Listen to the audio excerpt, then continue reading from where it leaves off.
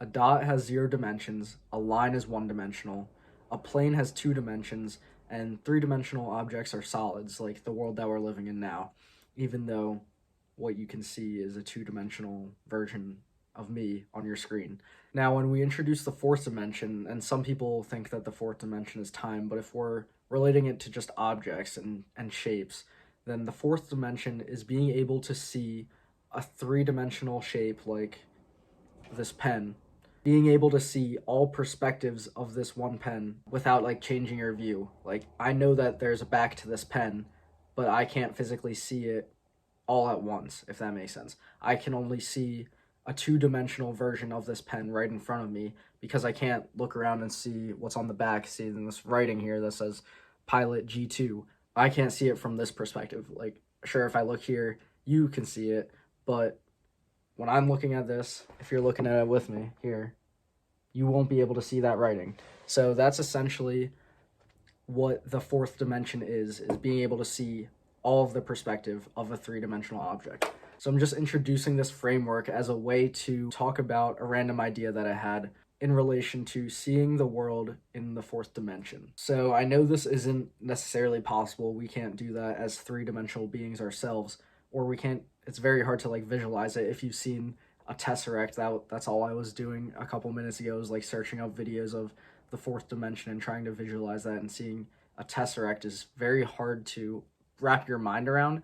But I'm not talking about this in the concept of like seeing shapes or seeing objects in the fourth dimension. I'm just going to be using this as a baseline to talk about my idea of how we perceive like worldly issues, arguments, and topics of discussion from the fourth dimension, if this makes sense. So for me personally, when I try to formulate an opinion on a certain subject matter, I like to take into account all sides, all perspectives on the issue, rather than just claiming one side and then finding all the evidence I can to support this one viewpoint.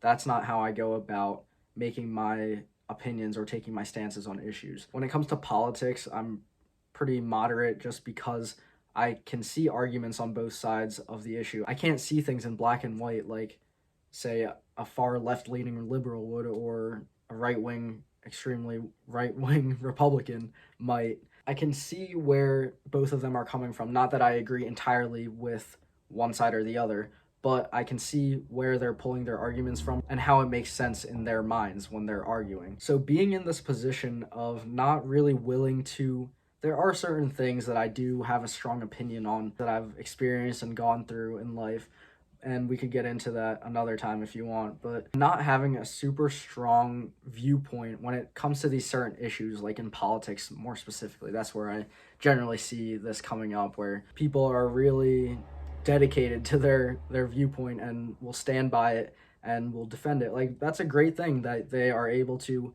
have a cause that they support and they openly and willingly defend that point to no avail and don't want to back down to the opposing viewpoint. I understand that that's kind of how the world works. You have to have an opinion that's pretty polarizing, or else you don't really get anywhere because people won't listen to you if you're more or less in the middle. They want to hear super strong opinions where it's either right or wrong, not a maybe.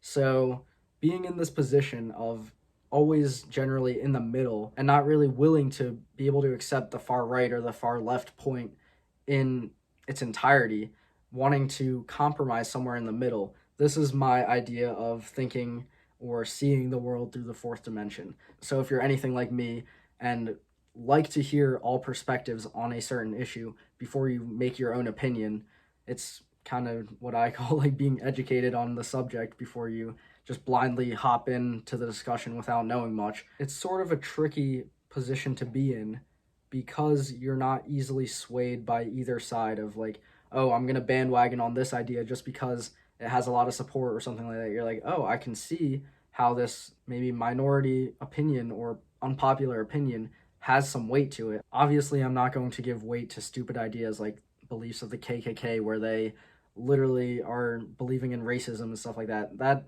does not gain any merit in my eyes. But on topics of discussion that have multiple different angles that you could see it from and aren't always black and white, that's where the I guess, issues, if you want to call them that, arise where I'm not able to develop a super strong opinion on the matter just because I see where both sides are coming from, and I can't say that one of them's right and one of them's wrong entirely. And it's not that I'm indecisive and can't make choices in who I support or whatever. It's just that I want a whole entire, like, complete picture of the situation before I can make an accurate judgment, which obviously has its pitfalls here and there of, say, maybe it's a slow decision making process because you take more time to gather all the information that you need. But I think that's one of the things that makes debates and just different people's perspectives interesting in the first place, is that there's so many different angles, and not one answer is always right and one answer is always wrong. There's times where you gotta, like, compromise sometimes and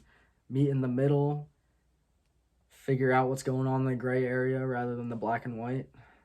So, yeah, thanks for watching. I'll see you next time.